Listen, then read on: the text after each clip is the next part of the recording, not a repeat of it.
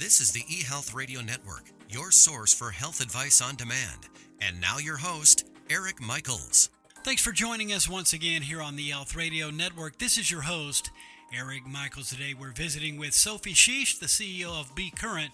Her company has developed a system that not only allows people to be more productive, but helps them decide the most important areas to which they should devote their time, which can have a significant positive effect on their physical and mental health. She calls it productivity with purpose. And Sophie, thanks so much for joining us here today on eHealth Radio.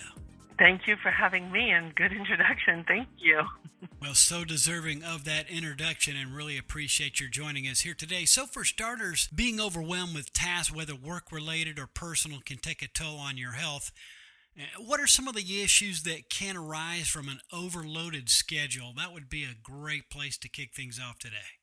You know, I'm sure everyone who's listening has had the experience when there's too much, whether it's too much food, whether it's not enough sleep, whether it's, whatever we do that kind of like attacks our system because we do too much of it, we don't function that well. So if we eat too much, we don't digest as easily. If we don't digest, we don't sleep that well.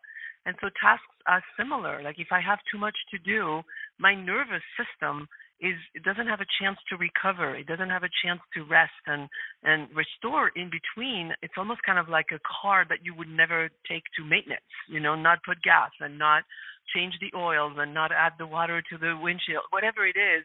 We do more for our car when you think of it than we sometimes do for ourselves because there is just too much. So that's one way that it shows up in our system is we overload on the same way if we overloaded the car with, bananas instead of gas in the tank, the car would stop riding. And we don't really pay attention to what we do to our bodies when we are overwhelmed and we realize at 4:00 that we haven't had lunch or, we start our day with so much to do, we have to load up with coffee and then midday, we just want to take a nap because we crash. And it's very difficult to take care of yourself when there is too much. I would say that is one of the first place I'd like to start. And I couldn't agree more, and it certainly sets up things beautifully to conclude this conversation. Now, your becurrent system helps people achieve productivity with a purpose, as we mentioned in the lead-in. How can that improve a person's physical and mental well-being? I'm sure listeners are curious about that.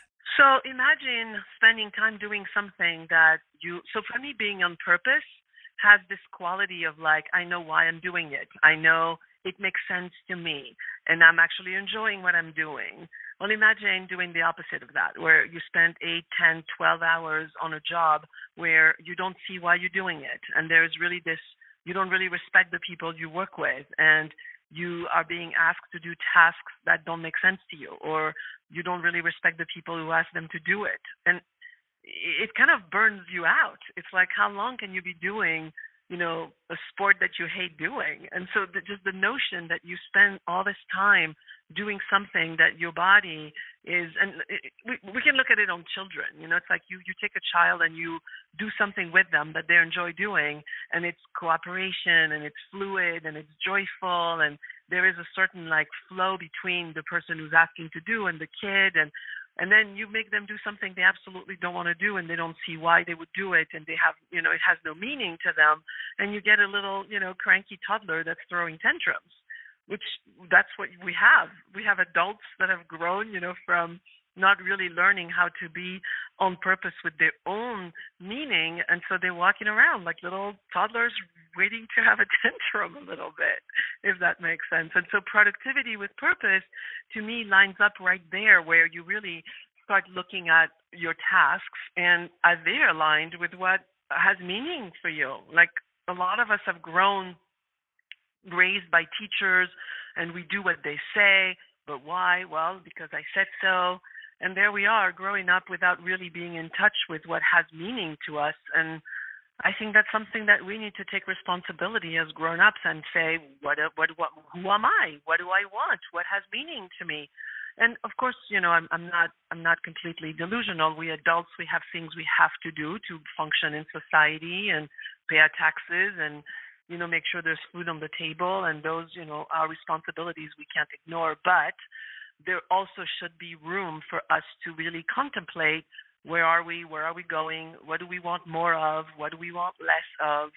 And that's what productivity with a purpose gives you, is this opportunity to pause and look at what's on the plate and what's on the deck, and how do you start your day, already late from the stuff you didn't do this week, and the stuff more is piled up on your desk. And if you don't have some sort of mechanism to sort that out, and you just let it in, you will just overload the machine. It's like when you're packing your car. It's funny, I was at a store that I will not name, from Sweden, that does a lot of furniture, and these people were trying to pack this car, and it was clearly too much. The car was too small, but they were trying and they were pushing, and they were, until they ended up renting a truck, because clearly there was too much.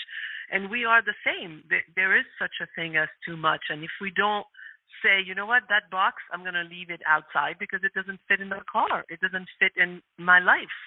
And people don't know how to say no. So that's a very practical, skill that I teach people when we start working together, is what should you say no to? How should you say no?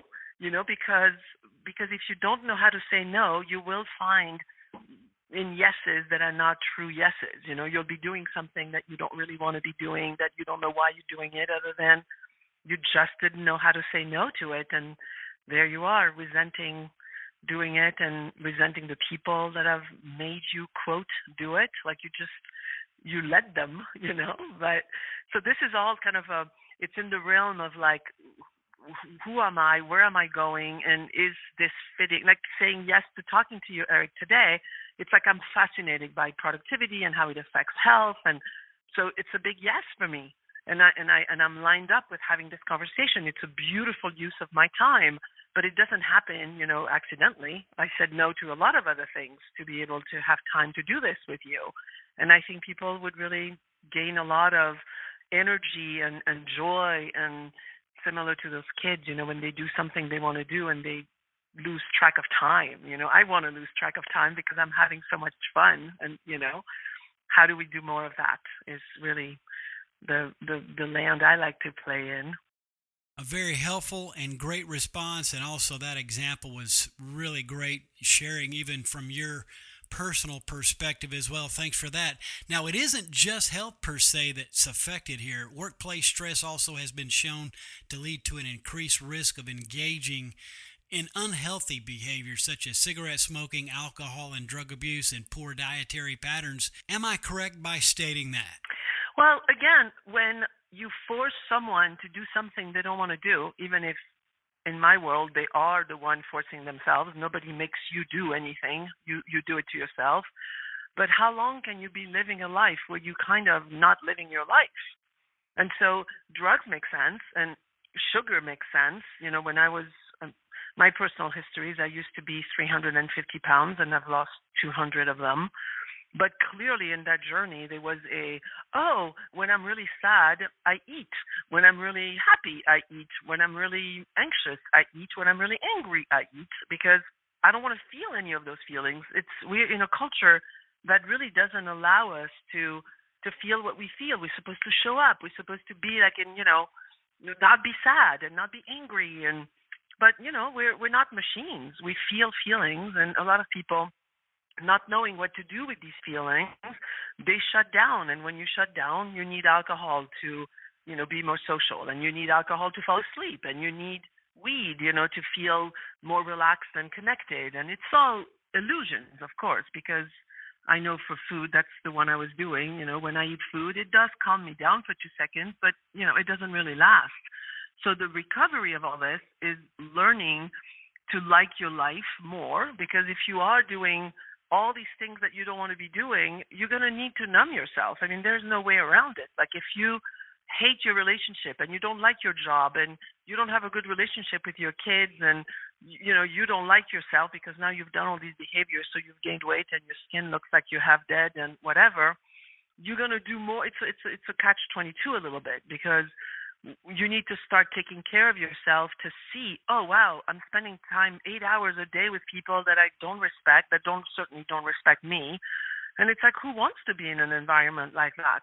And people think that they don't have a choice. I scream that we have a choice and that we can change the direction of the boat. It's just nobody's really taking responsibility for changing the direction of the boat. And so everybody's like doing it.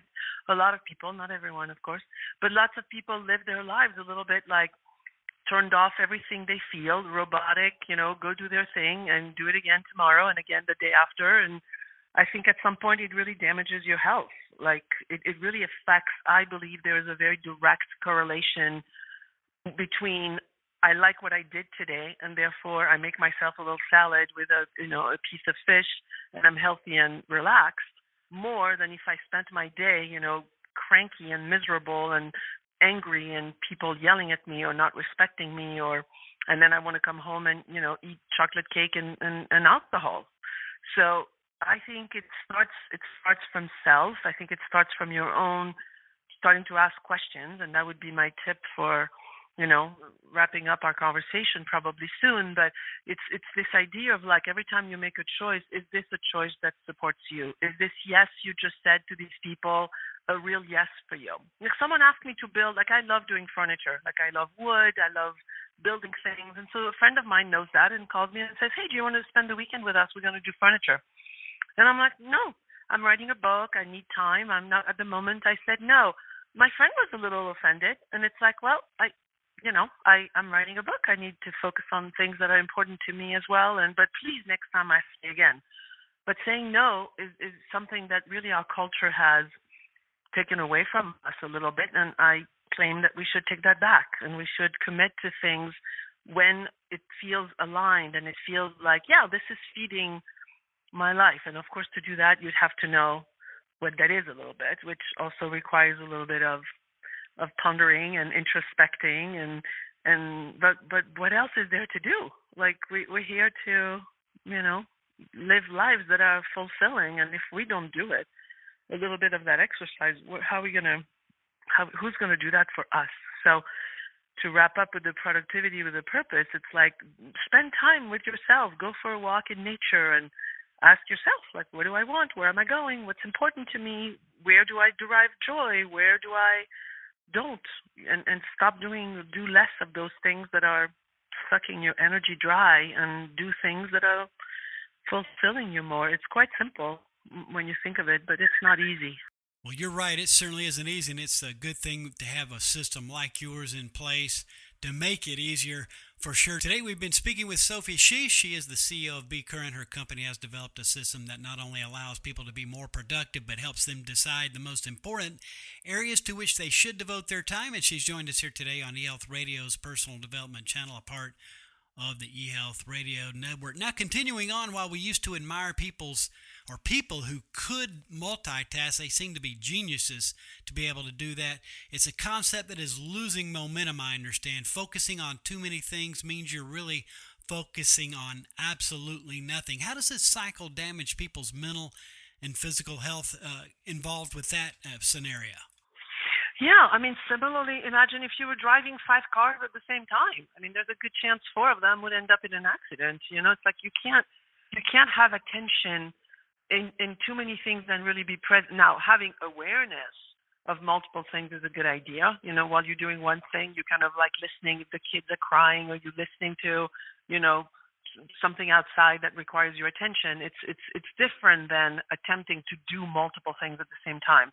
And so, yes, to multitasking used to be a very sexy, concept. I believe there is no real way that you can do that, because you cannot truly be present in more than one thing at a time.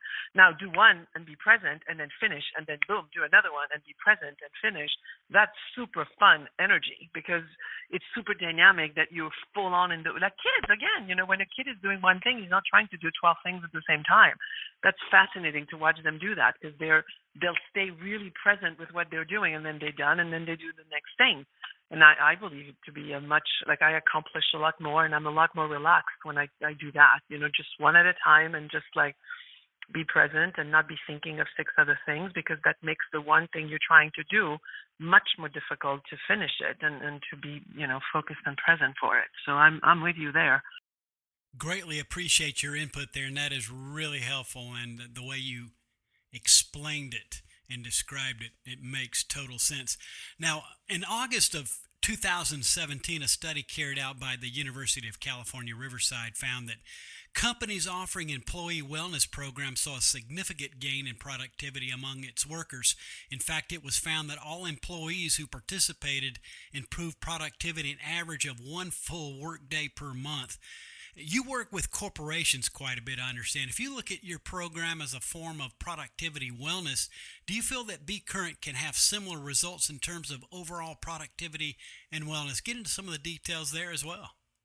Yes, and they really do go together. If I'm not preoccupied and I'm present and I feel good in my body, I'm obviously going to perform better. Like, I don't think employees get out of bed in the morning and say, oh, I'm going to do my best to screw up everything I'm going to do today. Everyone is trying to do their best and show up, and I really do believe in the benevolence and the goodness of people, but the setups are often not very supportive of people's values, and so people don't come to their jobs, bringing all of themselves. They come to their job, already half shut down because they're not going to like the environment they're in. And I know it's kind of a cliche, these visions of Google, where they have a ping pong, table in the whatever, but it means something that you take a moment to relax and you take a moment to reset and play. There's a lot of research that, having some play in the workspace is creating a lot of people are happier and more focused and more willing, to give of their intelligence and their whole, as opposed to just a little chunk, the minimum. Like, a lot of people have learned to bring the minimum because they don't feel seen and heard and respected and cared for. Therefore,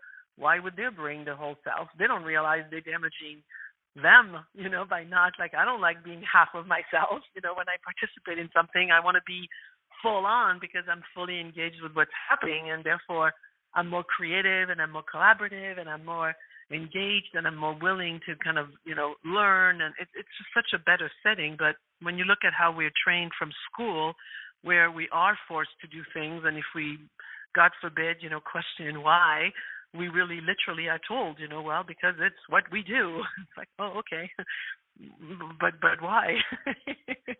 And I think we don't ask that question enough, in companies and teams. And you're right, there is a shift. I mean, I remember talking about wellness in the workplace like 30 years ago. People looked at me like I was a giraffe, and now it's coming. It's really, people are starting to see that it affects people's performance, and that's, companies care a lot about that. So I don't care. Like, if it's, if it's because people perform better, great. Let's make it a better environment and people will enjoy being there and everyone wins. Sophie, really appreciate your visit with us here today and what you do in the space and for what you've created through becurrent. In conclusion, is there any closing thoughts, a final word, a tip, or anything else you'd like to share? I think we said a lot, but one of my favorite thoughts that I have for myself is how much, like, sometimes I don't connect the dots that everything I do adds up to what my life is going to be. Like, sometimes I forget that it's like, oh, this moment I just had, I can't have it back. This is the moment I chose to spend this time.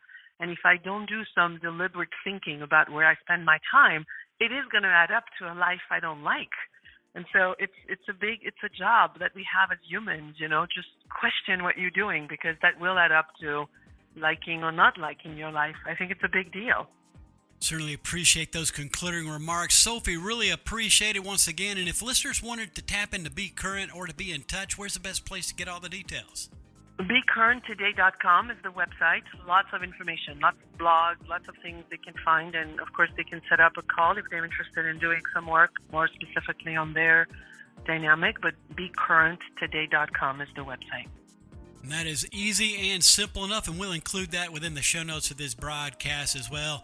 Again, we've been speaking with Sophie Chiche. She is the CEO of becurrent. Her company has developed a system that not only allows people to be more productive, but helps them decide the most important areas to which they should devote their time. And to learn more, visit becurrenttoday.com. And again, this has been your host, Eric Michaels, and we do thank you for your continued support of the eHealth Radio Network. Join us again soon for another episode that will help further expand your knowledge on those things that are important to your health and wellness. For more eHealth Radio reports, we invite you to visit our main radio channel site at eHealthRadioNetwork.com. And as always, we do thank you for tuning in. Thanks for tuning in to the eHealth Radio Network. For more information or to subscribe to this podcast, visit eHealthRadioNetwork.com.